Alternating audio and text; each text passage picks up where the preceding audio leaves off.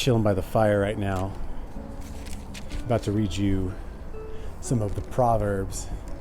So I'm in Proverbs chapter 5 right now, I believe. So you can just sit there and kind of enjoy the reading of the Proverbs. I'll give as little commentary as possible, but this is a really good one.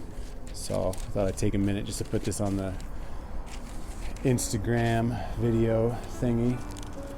Proverbs chapter 5, Fireside Bible chat.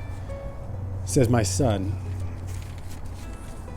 and the title of this proverb says, "Warning against idolatry." So Jesus said, if you look at a woman to lust after her, you commit adultery in your heart. And so if you read that title and you go, whew, I'm glad that ain't me, we'll think again, because men and women, we're all guilty of this one.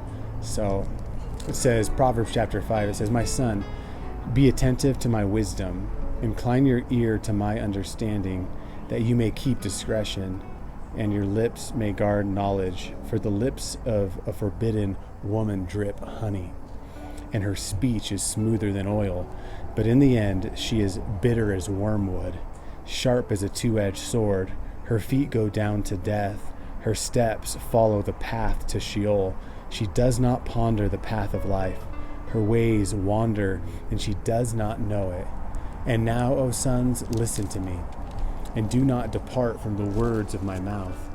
Keep your way far from her, and do not go near the door of her house, lest you give your honor to others, and your years to the merciless, lest strangers take their fill of your strength, and your labors go to the house of a foreigner.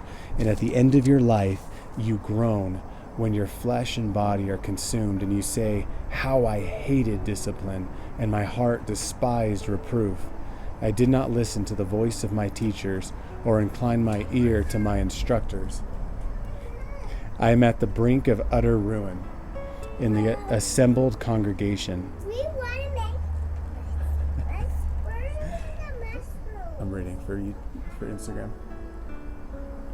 Get in there. "Drink water from your own cistern, flowing water from your own well. Should your springs be scattered abroad, streams of water in the streets? Let them be for yourself alone, and not for strangers with you. Let your fountain be blessed, and rejoice in the wife of your youth. Women, in the husband of your youth. A lovely deer, a graceful doe. Let her breasts fill you at all times with delight. Be intoxicated always with her love." I love that. Be intoxicated always with her love. "Why should you be intoxicated, my son, with a forbidden woman, and embrace the bosom of an adulteress?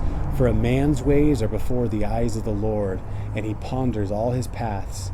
The iniquity of the wicked ensnares him, and he is held fast in the cords of his sin.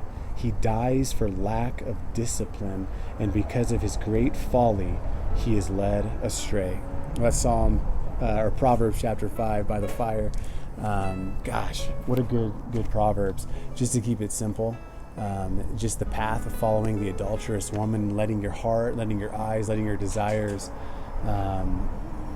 just get the best of you, and to follow after the lust of the flesh, and to seek after a woman that's not yours, to seek after a man that's not yours. I mean, we can all fall prey to that. We can all be tempted to gaze longingly after something that doesn't belong to us, and especially after sexual things, after lustful things that, maybe that coworker or that whatever, that other person that, picks the kids up while you go pick the kids up, to linger too long after that thing, and to let your heart become captive, and to drink from a well that's not yours.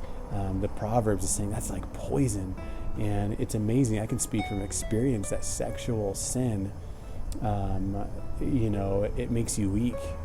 It literally, you feel it in your bones, especially when it comes to sex or to pornography, things like that. I mean, I can speak for both of those and just say it'll make you weak. It'll wreak havoc on your mind, your body, your soul. But the contrast in Proverbs chapter 5 is taking delight, being intoxicated with your spouse, with that person that you've come into a covenant relationship with. Men, for your women, men towards your wife, to just say, man, like, I'm intoxicated with this woman. And for wives to know that your man has a desire for those things, for you, not only you, that companion, but physically and sexually, like, enjoy that. Like, know that you have that effect on your man, that he is intoxicated with you, and that he loves your breasts and he loves your body. I know a lot of the women out there going, duh, I know that, goodness gracious, I wish I can get him off me. But men, I mean, control yourself a little bit. But women, to to know that's a compliment, and that your man is going like, I dig you, baby. So that's awesome. So there's a contrast there to lust after someone who doesn't belong to you. Man, it's a snare, it's a trap, it makes you weak.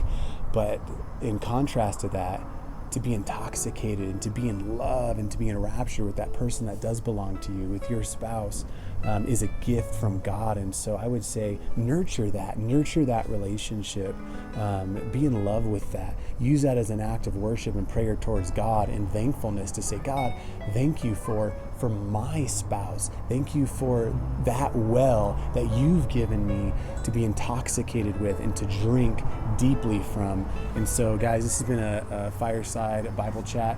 I hope you guys enjoy it, and I will talk to you guys some other time, maybe another proverb by the fire. So thanks, guys. Talk to you later. Bye. Enjoy the wife or the spouse or the husband of your youth, whether you're young or old. Talk to you guys later. Bye.